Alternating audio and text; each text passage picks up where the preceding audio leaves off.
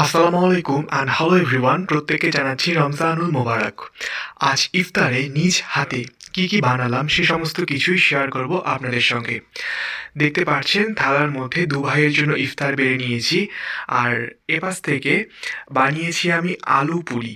তো আলু পুরির উপরে একটু টমেটো কেচাপ ছড়িয়ে দিচ্ছি, কারণ টমেটো কেচাপটা খেতে একটু টকটক লাগে। আর এরকম ঝাল ঝাল যে কোনো জিনিসের সঙ্গে এটা যদি উপরে ছড়িয়ে দেওয়া যায় তাহলে এটার স্বাদ আরও বহুগুণ বেড়ে যায়। আজ যে এখানে দু রকমের আইটেম দেখতে পাচ্ছেন, এটা আলু পুরি, আর ওপাশ থেকে যেটা দেখছেন সেটা হলো চিড়ের পোলাও। তো এই দুটো আইটেমই আমি বাসায় নিজ হাতে তৈরি করেছি। আর এপাশ থেকে মিষ্টি, তারপর খেজুর, আর ওদিক থেকে শরবত গুলিয়ে নিয়েছি। শরবতটা হলো ইসবগুলের এবং ট্যাঙের মিশ্রণে একটা শরবত। ওই যে ব্যাকগ্রাউন্ডে শুনছেন আজান দিয়ে দিয়েছে, তার মানে এখন আমরা খাওয়া শুরু করে ফেলবো।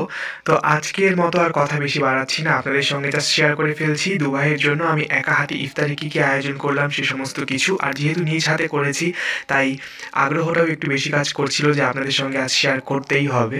তো যাই হোক, কেনা জিনিসের থেকে নিজ হাতে জিনিস বানিয়ে খাওয়া জিনিসগুলো আসলে বেশি স্বাস্থ্যকর হয়।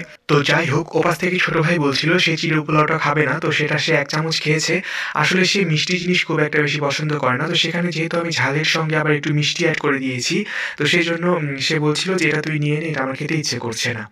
আর ওই থেকে আলু পুরি যেটা বানিয়েছি সেটা তো ঝাল ঝাল হয়েছে, সেটা সে খাবে।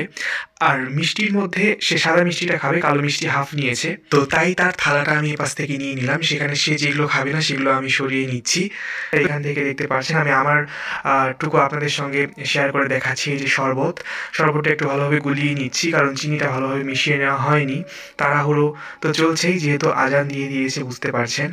আর এই তো এপাশ থেকে কালো মিষ্টি, সাদা মিষ্টি, খেজুর, চিড়ের পোলাও আর আলু পুরি সব কিছু মিলিয়ে আপনাদের সঙ্গে শেয়ার করে ফেললাম আমার আজকের এই নিজ হাতে বানানো ইফতার দু ভাইয়ের জন্য। তো ঠিক আছে, আজকের মতো আপনাদের অনুমতি নিয়ে বিদায় নিচ্ছি। সবাই ভালো থাকবেন, সুস্থ থাকবেন, সুন্দর থাকবেন। সবার জন্য অনেক অনেক ভালোবাসা, অনেক অনেক দোয়া। আপনারাও দোয়া রাখবেন, পাশে থাকবেন। দেখা হচ্ছে পরবর্তী ভিডিওতে।